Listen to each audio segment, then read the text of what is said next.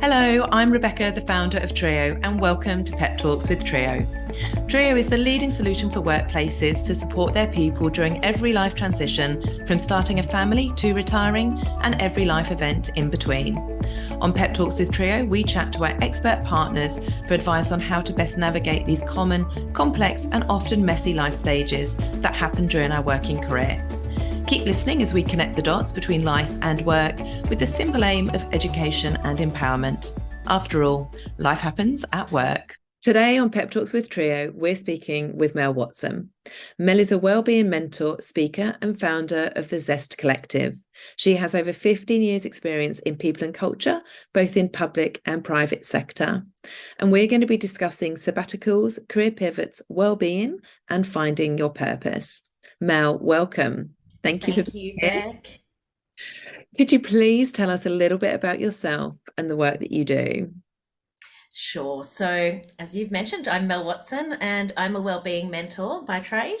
And my work is around coaching women with wellbeing issues, but also just to get their zest back with the life juggle.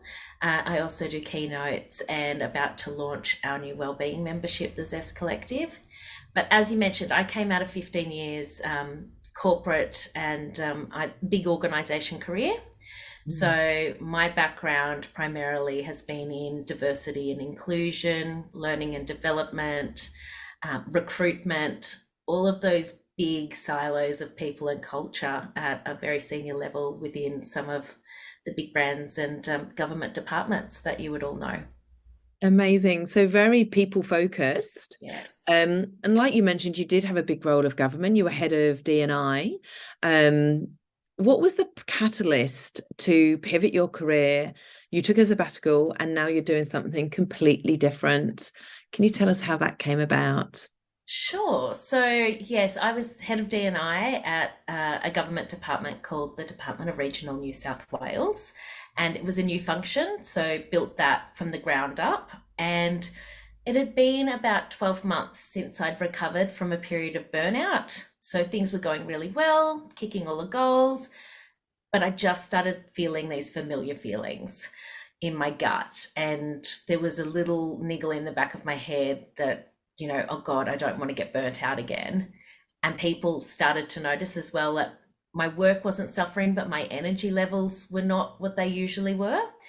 And so, after a few conversations, obviously, with managers and things like that, decided that I would take a period of 6 months off and just really, one, get to the bottom of this. Had I not recovered properly? Why was this happening when things were going really well? And probably a few weeks in, got the blood test back, and it was actually Hashimoto's. So it wasn't me burning out. It was just my thyroid decided to pack it in, and there's medication for that. But the blessing was I was already on sabbatical, and that kind of gave me that space to reconsider things that I wouldn't have otherwise.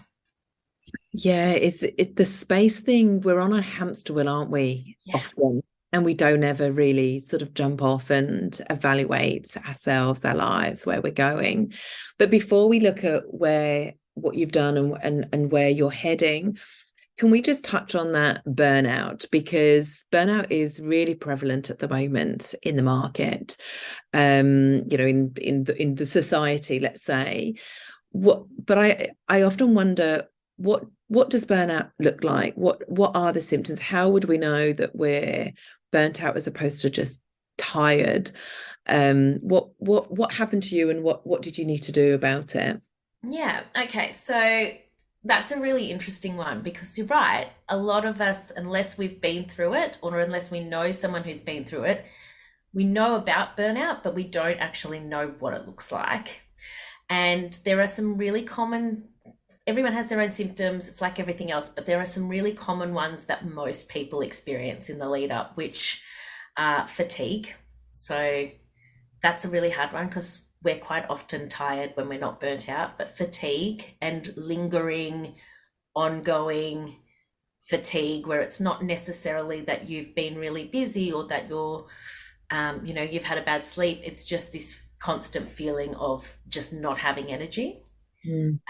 The second one is cynicism, which a lot of people don't realize. You just start feeling just, oh, that'd be right. Like you're not seeing the best in things. You've got quite a cynical attitude, whether it be towards your work, or, oh yeah, that colleague's always late, or oh, why would I bother doing this? They don't look at the report properly anyway. That kind of internal monologue where you're noticing that your self-talk is quite cynical.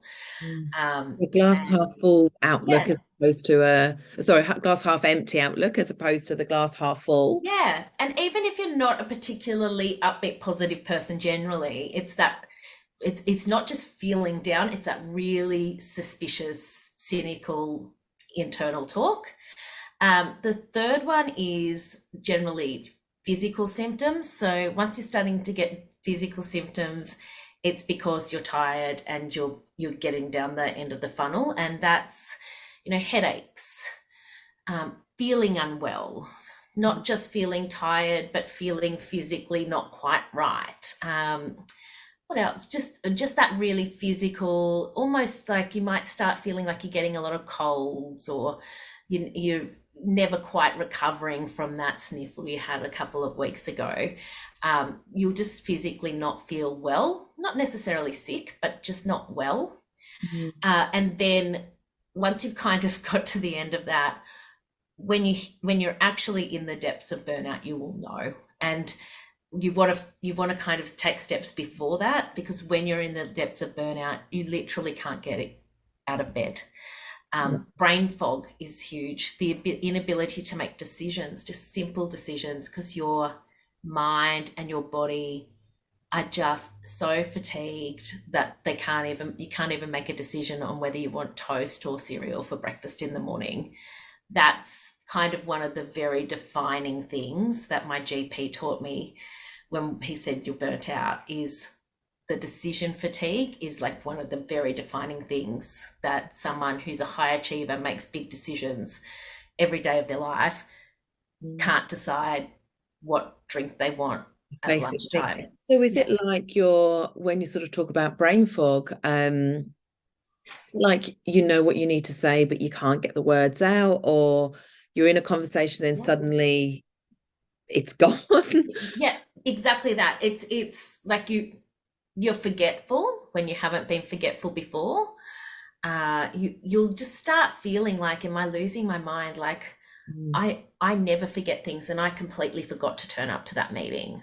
Or like I said, I know I want to say something in this meeting, and I have an opinion on this, but I can't piece together Articulate the words. words. Yeah. Yeah, yeah. So that's sort of brain fog. But also, just as I said, when it gets really bad to the point that you're a decisive person and you actually can't make a decision without help on very basic elements Mm. of your day to day, that's a huge warning sign. Mm. If you're finding that you're really decision fatigued, that's a huge warning sign. Okay. And burnout can obviously land you up in bed. What's if we're trying to catch people before we get to there? And I mean, at the moment, it's obviously a really challenging time for most people. Most people don't want to risk putting their hand up saying, look, I'm not feeling great. I think I'm burnt out. I need to take some time off because, the economy and everything else is so challenging at the moment. And I guess this does lead into a bit about what you do, but what would your advice be for somebody who's there and who really does need to start taking steps before they're actually, obviously if you need to take time off work, take time off work. Yeah, yeah. But what can we do before we get there? Yeah, so and also just pointing out that taking time off work in the early stages isn't necessarily the most helpful thing, Yeah. because then you're stuck at home feeling guilty about not being at work, which isn't helpful. The first thing I would say to anyone that's starting to feel feelings of fatigue, overwhelm, and they're just not their self and they think they might be burning out, is to make an appointment with your GP, even if it's at the stage where you think it's completely manageable. Just having some advice from your GP who knows you and can talk to you about it is really, really helpful. And they can point you to some resources for your individual requirements. For instance, if you're feeling depressed with your burnout, they can refer you to Beyond Blue or get you some counselling. If you're not, but you're having trouble with sleep, which is a massive issue with burnout, they can help you with that as well. So it's not a one size fixes all, and seeing your GP is so, so important. Stuff that you can do for yourself.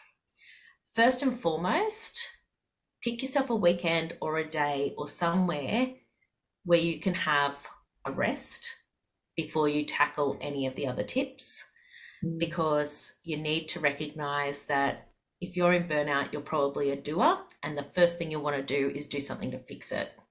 But what your body actually needs is for you to spend, even if it's just a few hours, spend some downtime. And that doesn't mean in bed. Like, you could go and read a book, you could go and do some gardening, something that you like to do, but that isn't focused on fixing, to give your brain a little break. That's the very first thing. And then the next thing you can do from there is look at your boundaries. So have a look at, how much time am I spending at work? Is this an expectation I'm placing on myself? Or have the boundaries kind of dissolved and I'm not actually having any downtime where I'm not thinking about work? So boundaries are really, really important. And then when you're setting your boundaries, how can I set some time in a really sustainable way? Understanding we're all busy. How can I set that time where I have time for myself and my self-care at least once a week? Now, it can be 10 minutes a week, but if you're not doing something that you love doing once a week, then your brain is not getting what it needs. It's not getting any balance, and balance doesn't have to look completely even. It's not about having 50% work and 50% what I love, but balance means that sometimes there's more on one side, sometimes there's more on the other side, but there's always something on both sides, right? You've got to have something in your life that you really truly love doing. That is not for your family. It's not going to the theme parks with your kids. If you love that, great, but something that you love just for you, there always has to be a bit of that. And that would be my advice. Boundaries, setting time out for yourself, and seeing your GP. Yeah, amazing. Do you think that, burnout has become much more prevalent because we are working from home, and that blend, like when you talk about boundaries, it's blended, it's as easy to hold the boundaries, and when work is happening and there's so much to do, and you need to get through it all, and we're under-resourced, and we're worried about our jobs, and we're worried about lots of other things, holding those boundaries are actually really hard. Yeah.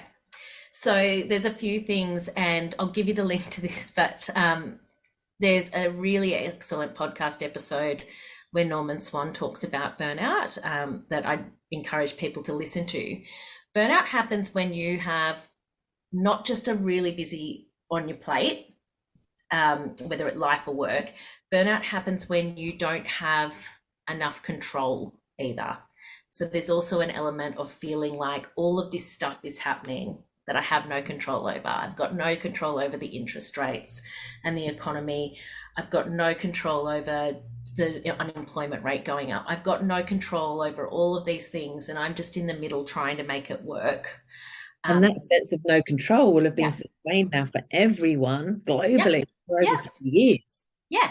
So it's surprising that this is escalating. Absolutely. So we throw in there a world pandemic where people have to work from home, so they're not quite sure where the start time and finish time is. Then we throw in that, and I'm not saying working from home is bad, it's actually brilliant for a lot of people, but throw on top of that, homeschooling your kids while you're trying to work from home and you can't leave your house. Like, that's the ultimate loss of control in a matter of weeks. People didn't have control over their lives, and we still haven't recovered from that. But you're exactly right. Then now our legacy is that we've been working at all hours to work around those things. And it's really, really hard to set those boundaries back in place. Where you're like, you know what? It's 5 o'clock. At 5 o'clock, I close my laptop, I go and have a shower, and I go and do something else. Like, it's hard because you're not leaving or going anywhere, and you've gotten used to kind of piecing things in wherever they go. Yeah. And picking up the laptop at the end of the night and start, looking at your Yep. screen and getting all of that going on before you're going to sleep, and then you're not having any quality sleep. Okay, they were amazing tips. So thank you. So fast forward, you felt those symptoms or signs coming back. Yeah. Actually, your blood test came out that it was Hashimoto's, which is a treatable but non-curable autoimmune disease. And so you're on sabbatical. And how did things evolve? Because it would have been so much easier to go back into that really nice big job that you obviously loved and had worked really hard to, from a career perspective to get there. So what was going on for you during that sabbatical where you decided to pivot completely? Yeah. So just one, having that space, right, to really critically evaluate how happy I was, and if I go back there, what's the next 12 months, what's the next 2 years? Like, it would have been very easy to go back, but what's next, right? So there was that. There was also just happy circumstances that I cannot do nothing for very long, and I could there was only so much stuff I could do with my own family and so on. So I started a blog, which was just for me to keep up my writing skills. And I was writing about, burnout and staying organized and ADHD, because I've got ADHD, and just a bunch of stuff. But every month I'd do a sabbatical update. Like, this is what I've learned this month. And I remember it was about the second or third month, and I nearly wrote, I have learned that I am not my job. Like, I've literally learned that I'm this person with interests that are not just diversity and inclusion, and not just being really great at what I do. Yeah. And that was kind of a wake-up call. I was like, okay, that's kind of scary in a way, that it took taking months off your job for you to realize how much of your identity is tied up in that. And also, when I looked at what's the next 2 or 3 years, it was exciting, but it was exciting for someone else to pick up and move forward with. I'd done what I felt. I was really, really proud of what I'd achieved, but I just felt like there was something new and different. And if I didn't do it now, if I went back, I was scared that I would go back and I would never leave. Yeah. Well, it's very easy, isn't it, to fall back into the security, and I don't blame anyone for taking that route at all. um, so how did it evolve? You realized my identity has been, as it is for many of us, wrapped up in our jobs and our careers and the titles and the upward trajectory that we're all on, or many, are sort of striving. And suddenly you're going to give up all of that. And did you have a vision when you just made that decision, or did you go, I know it's not that, and I'm prepared to give that up whilst I find out what it is?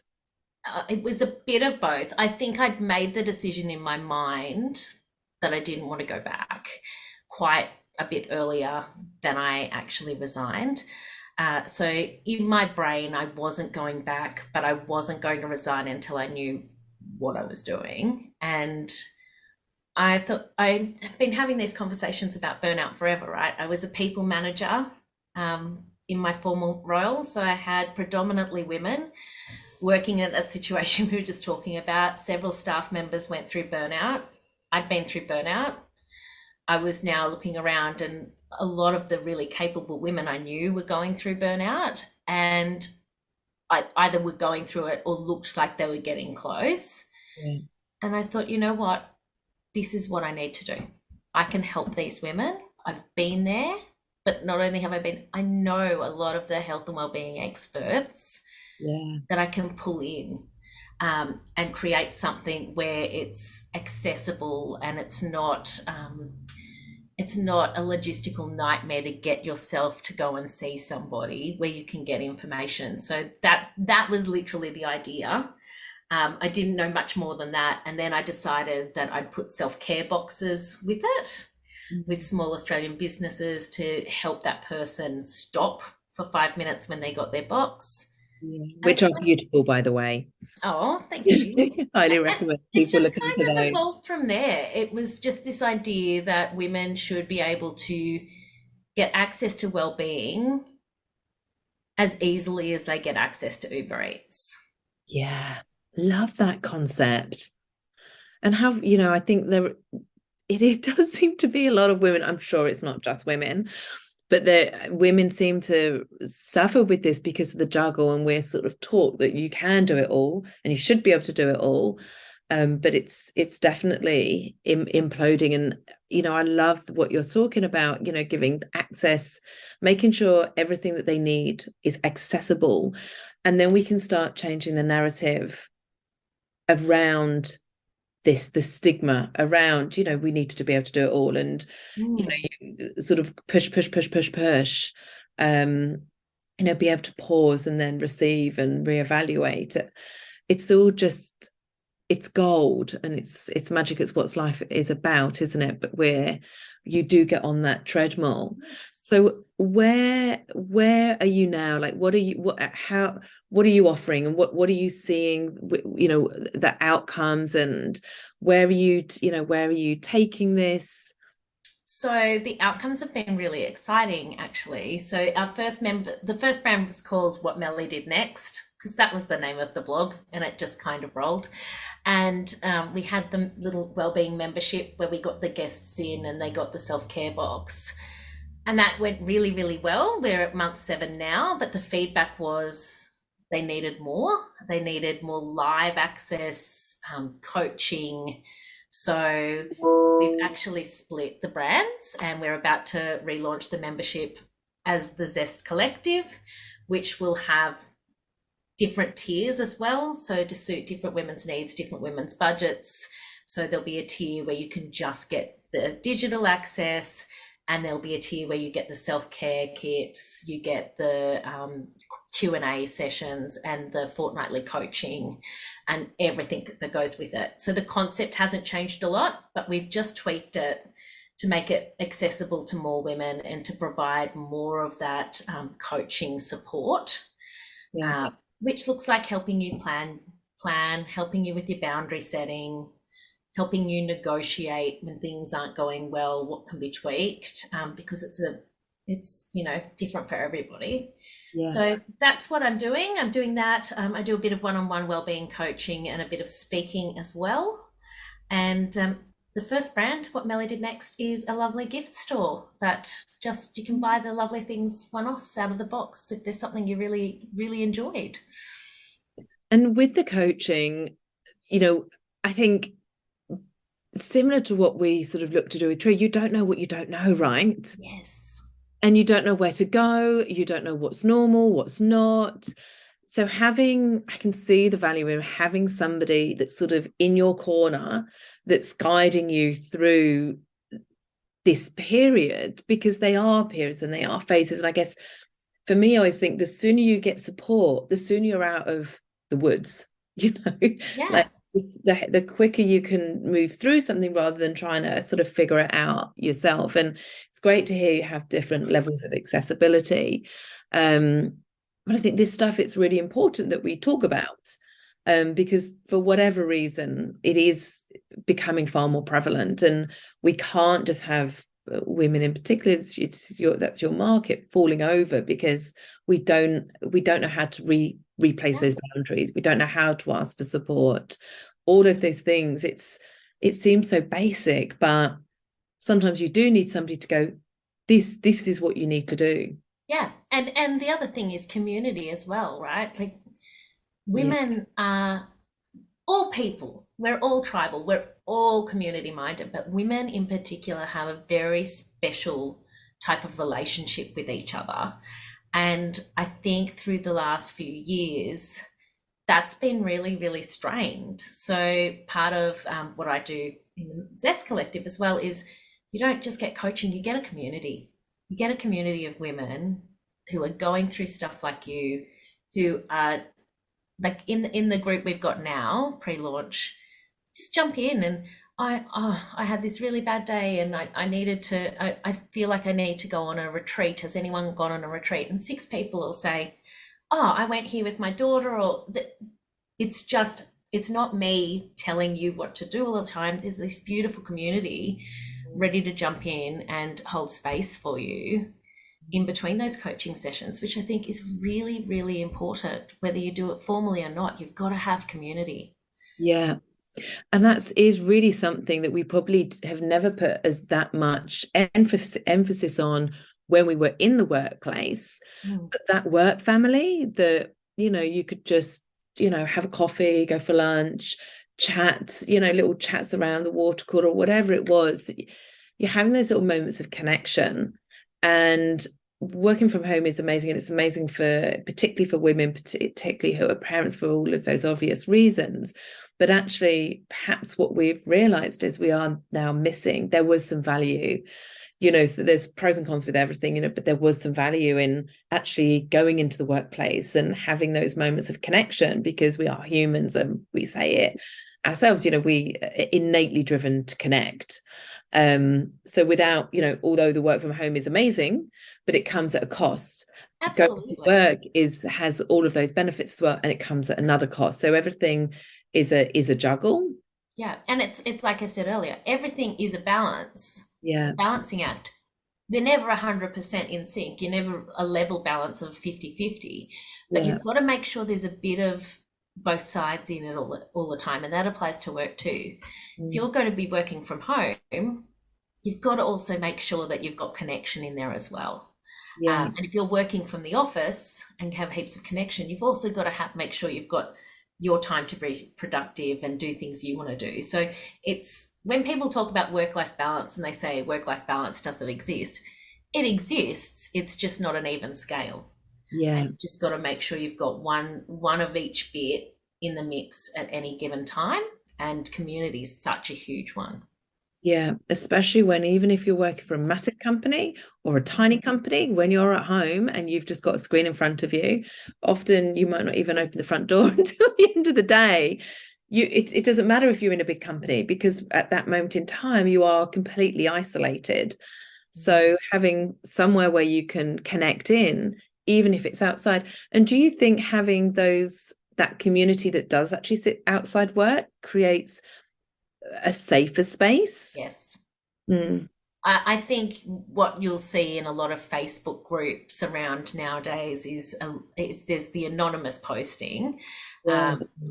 And I think there's just that level of safety. Not 99.9% of people aren't in there bagging out their boss or doing anything unprofessional, but being able to be vulnerable in a space where it's not someone you're going to see at a meeting on Zoom the next morning, I think is very, very valuable. And I think people are starting to realize that a lot more now.